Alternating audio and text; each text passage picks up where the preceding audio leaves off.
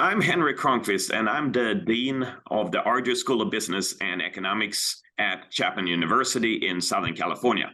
And today I'm super excited to talk to one of my colleagues, the social media professor here at Chapman University, Niklas Myhr, Dr. Myhr, who did his PhD at the Darden School of Business and who has been teaching marketing and social media to our students here at Chapman now for more than a decade. Really excited to have you here today, Niklas, and talk about the business of TikTok. What is TikTok, and what's the difference between TikTok as a social media platform and the traditional ones such as Facebook and Instagram? One thing that has stood out is certainly that TikTok is a content discovery algorithm more than a social network. So it's not pure social media, if you will, because it's less about who you know and who you're connected with, even though you have features like that as well. But it's more about an algorithm that is almost scarily good at predicting your inclinations that you may not have been able to articulate yourself, but they infer what type of content you will resonate with. And you may be surprised by the content that they recommend, but if you try it, Henrik, maybe you will like it. So, from a business perspective, how does TikTok make money? Well, they are emerging as a major online advertising platform and as one of the ad publishers that is growing most rapidly. One reason for that is that prices on advertising, first on Google, was very effective, and then prices went up to squeeze out most profit margin that was available. And then Facebook came along, and people saw that as sort of virgin territory, and then Instagram, etc. And as prices have gone up there and attention has dwindled, advertisers naturally are looking for where is the next battlefield or opportunity to reach the people that you want to reach. And that has been a very growing business. And some people predict it's going to overtake Meta in a few years only. So with the current trend curves, who knows? I think that TikTok certainly has gone beyond what some people, maybe of our generation, Niklas, maybe we think about TikTok as dancing teenagers, but it's certainly gone a lot beyond that. And serious businesses are using TikTok now as part of their social media strategy and their communication strategy. Business to consumer companies, I would assume, are the biggest players in this market. Who is doing it well, and what do they do? What are some of the examples of how businesses have used TikTok effectively? Well, it's interesting you would bring that up because sometimes people are staying with a picture of the first impression. Sometimes the first impression of dancing teen girls doing lip syncing stays with you. Clearly that's still there, but it's gone way beyond that. And when I interned for Gary Vaynerchuk, he said that if you want to know what's going to be mainstream in a couple of years, study what 12-year-old girls are doing on social media. And sometimes he got in trouble for it by looking at their phones on the airport. But I think he actually said 2016 that this is the next thing. It was Musical.ly, which is the precursor of TikTok. And I made a Musical.ly with my daughter Selma and tried to play around with it. But I think then you can see that it has graduated to professionals, to businesses. Even news organizations like Washington Post is now doing sort of behind the scenes or recaps of current news stories in a humorous educational format, a sort of edutainment format. And then you see companies like Chipotle that is going all in and having huge success, and also showing that they care and listen to their audience. And when people come up with a viral meme, they even introduce products based on those creators that actually were coming up with ideas. It's not just about broadcasting an ad. It's very much about engaging with the community and showing that you care and showing who you are.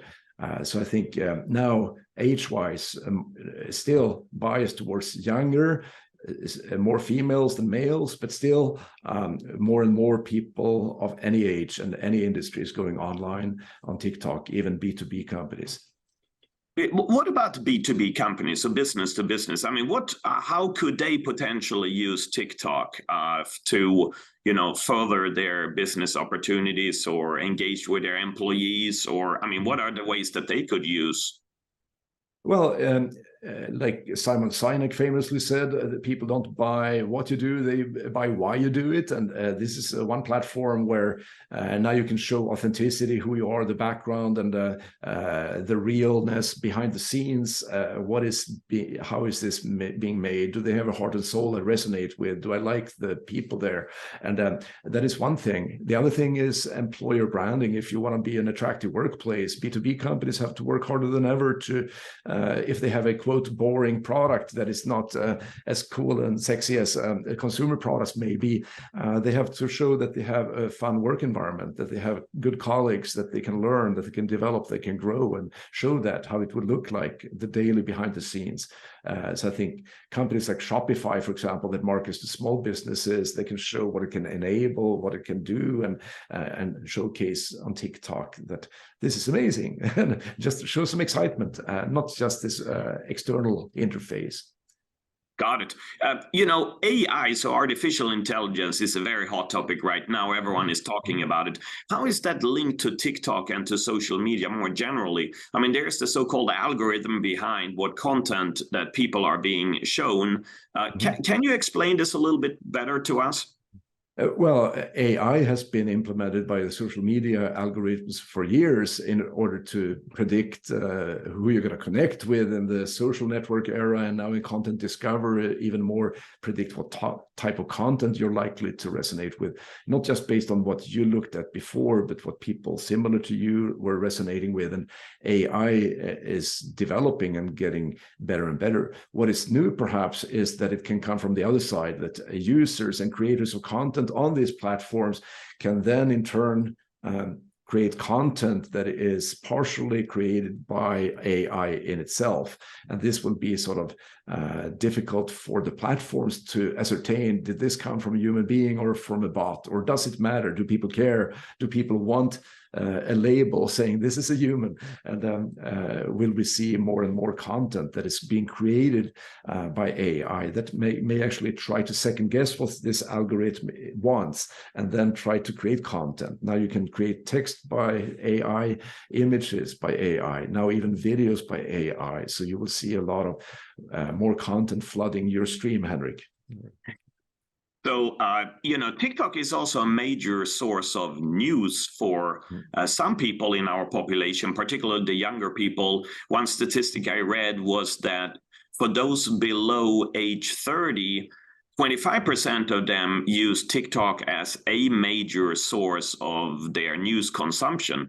So what are the risks with that? Because if I go to traditional news media, if I go to New York Times and I look at their online version of the paper, it's the same if I go there, or if you go there, or if any of our students go there. However, the news consumption through TikTok would be different for me, different for you, different for our students. Are there risks associated with this? This is a similar debate that has been going on Facebook and other platforms, that you will end up in so-called echo chambers or social media bubbles, where you get more of content from people that you agree with, and you're going to have more bifurcation of content. You could say that by the example in the New York Times or going to some other news publication, some people will argue that you already have a bias in terms of what a news source that you choose. Now you will have it on a more granular level, that you will get more of the content that you specific short snippets of news that you like or resonate with.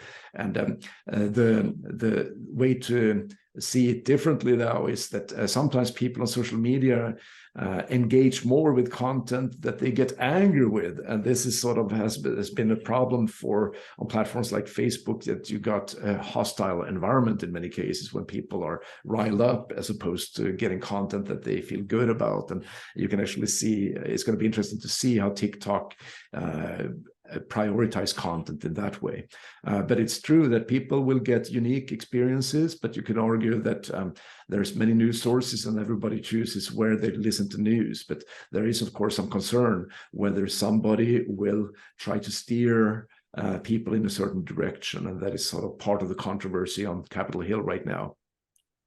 You know, I think it's fair to say that TikTok has sort of been leading innovation that has affected also other social media companies. What are some of the examples of where other social media companies that have maybe not imitated by replicated or being inspired by TikTok? Yeah, you can see almost direct. Meta has been accused of not being very innovative, that they do more acqui-hires or buying platforms that work like Instagram and etc.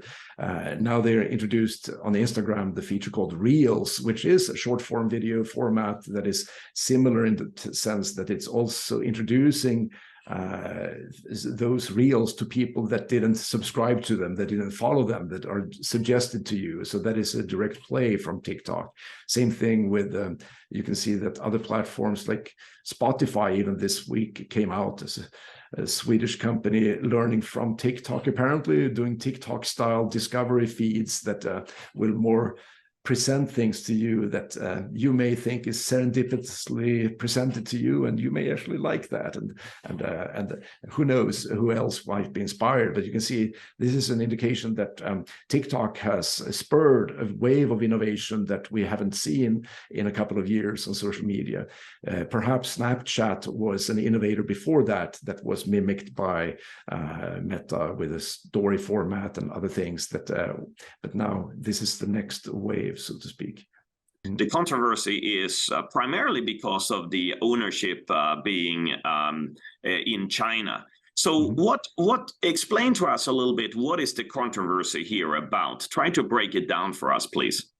Yeah, it is primarily a perceived threat to national security that a foreign-owned entity can harvest personal information and monitor and do surveillance activities of US citizens, and that is one aspect of it. The other one is, can this foreign entity manipulate the type of news, like you mentioned, to bias it in a certain direction, to favor things that and hide things based on their political agenda.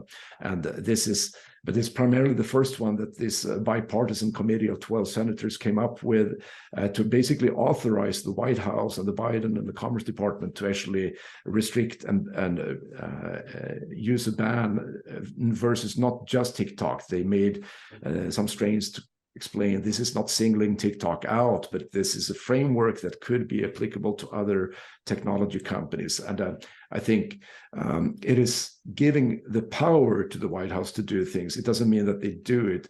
And also there's a big step from laissez-faire and doing nothing and 100% complete ban. There is already discussions about data storage and then independent oversight and maybe restricting the degree of data you can harvest, because TikTok doesn't necessarily need to know what you do outside TikTok, etc., and other platforms. And you will see a lot of discussions going here on the grayscale between these two extremes. It is a platform that is worth, I usually say to businesses that you don't have to be everywhere. You don't have to join every social media platform. But if there is a social media network that is growing rapidly and has even 100 million users or more, and they have way surpassed that, it's worth for a business to at least consider, at least register an account, so that you don't have the dilemma that somebody else takes your handle that matches your brand name and you have to go through some process to try to capture it in case you wanted to go there. And then try to find ways, can we use this to some benefit, and look at it in the overall mix. The danger I would see for some of my students that have millions of views, and some of them have built businesses already on TikTok, is that they put all the eggs in the one social media basket. And that is sort of an old cliche almost now in my world. Don't build a house on rented land, but try to, if you get some traction and virality or engagement and build a community, try to encourage them to follow you on at least another social media network as well, in case the algorithm will spit you out or downrank you. And also ideally to your own website or email list or cell phone that you can actually own the traffic and community and be in touch with directly. Great. Well, Niklas, as always, I've learned so many things about not only TikTok and the business of TikTok today, but about social media more generally. Thank you so much for taking some time for us today to talk about the business of TikTok and keep teaching all of us about the latest developments in the world of social media. Thank you, Niklas, the social media professor at Chapman University's Argyros School of Business and Economics. Thank you, Niklas. Thank you. A pleasure. Thank you.